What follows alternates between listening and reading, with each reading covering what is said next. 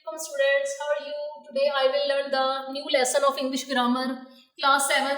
आज हम लोग बेसिक ग्रामर में पढ़ेंगे डबल इंटरोगेटिव सेंटेंसेस। स्टूडेंट्स, आप लोग ने पढ़ा था किसी भी सेंटेंस में जो सवालिया फिक्रे होते हैं उनको हम क्या बोलते हैं? Interrogative sentences. इंट्रोगेटिव सेंटेंसेस की टू काइंड्स होती हैं, आज हम उसके बारे में पढ़ेंगे। क्वेश्चंस, आपको पता है क्वेश्चन को उर्दू में क्या कहते हैं? सवाल। Question is a statement which is use to ask reason. उन्होंने कहा है कि क्वेश्चन जो है वो एक स्टेटमेंट होती है जिसको हम इस्तेमाल करते हैं कोई भी वजह पूछने के लिए। फॉर एग्जाम्पल, अगर मैं आपसे पूछूं हु एम आई, मैं कौन हूं, तो आप बोलोगे यू आर माई टीचर, ये एक आंसर होगा। यानी आपको अपना और मेरा रिलेशन पता है ना कि क्या है, तो मैं आपसे रीजन पूछ रही हूँ और आप आंसर दे रहे हो, तो इसका मतलब है कि क्वेश्चनिंग हो रही है।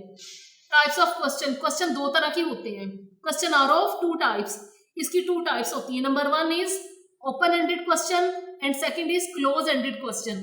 जो ओपन एंडेड क्वेश्चन होते हैं, याद रखें, ऐसे क्वेश्चंस होते हैं जिनका आंसर देने के बाद उसका आंसर खत्म नहीं होता, बल्कि एक सवाल में से दूसरा सवाल निकल आता है, वो खत्म नहीं होते, वो थ्रेड लाइक क्वेश्चंस होते हैं, यानी धागे की तरह होते हैं। आपने देखा जो धागा होता है वो कितना लंबा होता है, उसकी हम एक रील बना लेते हैं, रोल कर लेते हैं उसको। लेकिन जो क्लोज एंडेड क्वेश्चन होते हैं उसका आंसर सिर्फ यस और नो में होता है। ओपन एंडेड क्वेश्चन जो होते हैं बहुत लंबे होते हैं। क्लोज एंडेड, ये दोनों का डिफरेंस बताया मैंने आपको। अब हम इसकी डेफिनेशन पढ़ेंगे। Close ended questions, this type of question give us answer in a short form only, यानी हमें शॉर्ट फॉर्म में आंसर मिलता है क्लोज एंडेड क्वेश्चन के अंदर, यस और नो। कोई हमसे पूछे व्हाट इज योर नेम, हम सिर्फ अपना नाम बताते हैं। अगर मैं आपसे करूं, आपसे ये पूछूं would you like this video, आप आंसर करोगे यस और नो, तो ये क्या होगा? एक क्लोज एंडेड क्वेश्चन होगा। इसकी सेकंड काइंड हम पढ़ेंगे open ended questions. Open ended questions कौन से होते हैं? This type of questions demand us the detail answer and this process is never and. उन्होंने कहा है कि इस क्वेश्चन का आंसर जो हम देते हैं वो बहुत डिटेल में देते हैं, और वो जो एंड, उसका जो एंड होता है वो कंप्लीट नहीं होता।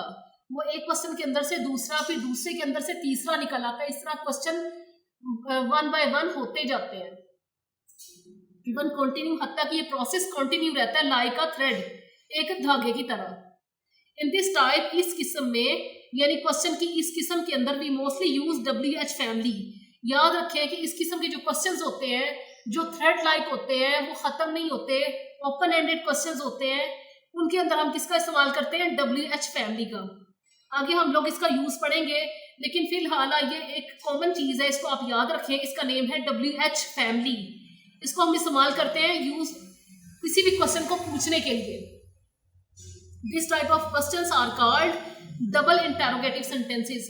ऐसे क्वेश्चंस जो ओपन एंडेड होते हैं उनको हम क्या बोलते हैं? डबल इंटरोगेटिव सेंटेंसेस, उनको दोहरे सवालिया फिक्रे बोलते हैं, ठीक है। और वो कहाँ से स्टार्ट होते हैं? WH से। इंग्लिश में इसकी पहचान ये होती है।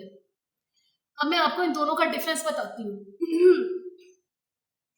अगर किसी भी सवालिया फिक्रे में ये पूछा जाए डू यू नो, क्या तुम जानते हो, यानी इस फिक्रे के अंदर क्या शुरू में आ गया किसी भी फिक्रे के, तो ऐसा फिक्रा जिसमें क्या पहले आ जाए किसी भी फिक्रे में, वहाँ वो फिक्रा मुकम्मल करते वक्त हम इंग्लिश में सबसे पहले हेल्पिंग वर्ब लिखते हैं, उसके बाद सब्जेक्ट लिखते हैं, और उसके बाद वर्ब की फॉर्म आती है टेंस के मुताबिक।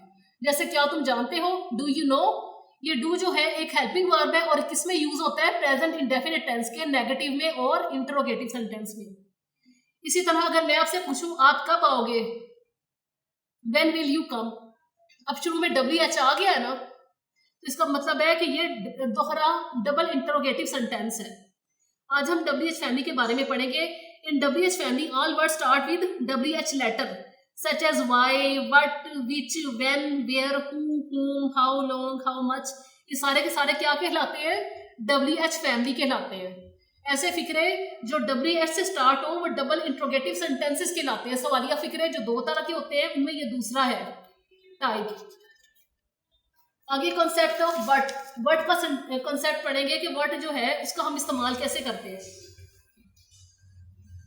अब जैसे मैंने आपको बताया था, अगर क्या का लफ्ज फिक्रे के शुरू में आ जाए तो हम अंग्रेजी में तर्जुमा करते वक्त हेल्पिंग वर्ब जो है वो सबसे पहले लिखते हैं, उसके बाद सब्जेक्ट लिखते हैं और फिर वर्ब की फर्स्ट फॉर्म आती है। क्या तुम जानते हो, डू यू नो? अभी मैंने आपको इसकी एग्जांपल दी थी।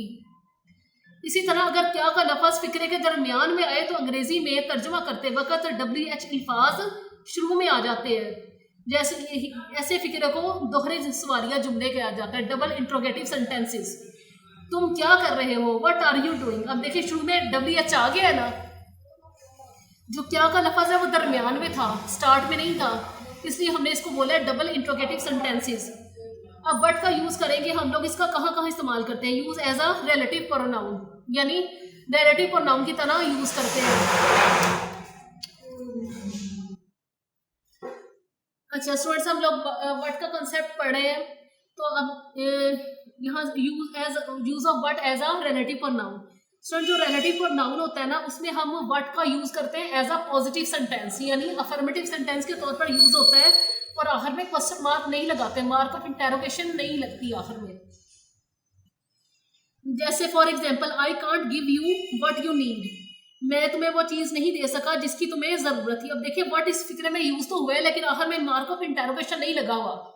इसका मतलब है कि व्हाट की जगह पे आप ये वर्ड यूज करके देखें, द थिंग्स विच, इसका मतलब यही बनेगा, मैं तुम्हें वो चीज नहीं दे सकता, the things which you need. इसका मतलब है कि व्हाट की जगह अगर हम ये वर्ड यूज कर दे तो इसका मीनिंग वही रहेगा, सेंस क्लियर हो जाएगी। लेकिन हमने इसकी शॉर्ट फॉर्म यूज करनी है, व्हाट लिखना है, ये चीज नहीं लिखनी। ये मैंने आपको मीनिंग क्लियर करने के लिए ये चीज लिखी हुई है। इसकी सेकंड यूज कौन सा है, रिलेटिव प्रोनाउन के तौर पर भी यूज होता है। What she said made me cry, यानी जो द थिंग्स विच, इसकी जगह पे आप लोग कंसिडर करेंगे द थिंग्स विच वो चीजें जिसके बारे में मैंने तुम्हें कहा, मेड मी क्राई, उसने मुझे बहुत तकलीफ दी। और आखिर में देख लें मार्क ऑफ इंटेरोगेशन नहीं लिखा हुआ। यहाँ पे बट जो है वो भी कोई क्वेश्चन शो नहीं कर रहा, उसको हम एज अ रिलेटिव प्रोनाउन के तौर पर यूज कर रहे हैं, ठीक है। बट का दूसरा यूज क्या है, एज एन एक्सक्लेमेटरी सेंटेंसेस। आपने काइंड्स ऑफ सेंटेंसेस में पढ़ा था स्टूडेंट्स, जो एक्सक्लेमेटरी सेंटेंसेस होते हैं उसमें हम अपनी फीलिंग्स को एक्सप्रेस करते हैं, कौन सी, जो सरप्राइजिंग फीलिंग होती है। For example, what a lovely garden.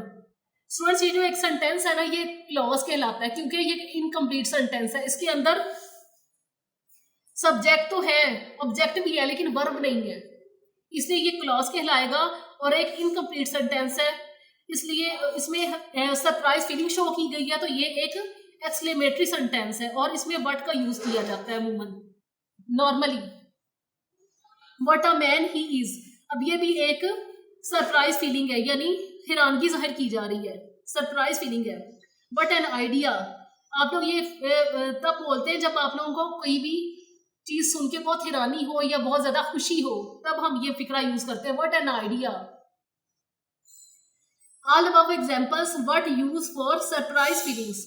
मैंने अभी आपको बताया कि सरप्राइज फीलिंग शो करनी हो तो व्हाट का इस्तेमाल करते हैं as an exclamatory sentence, but mostly in such use the sentences does not complete. लेकिन मोस्टली ऐसी सूरत हाल में सेंटेंसेस जो हैं वो कंप्लीट नहीं होते, उनको हम क्लॉज बोलते हैं, कौन से, इनकम्प्लीट।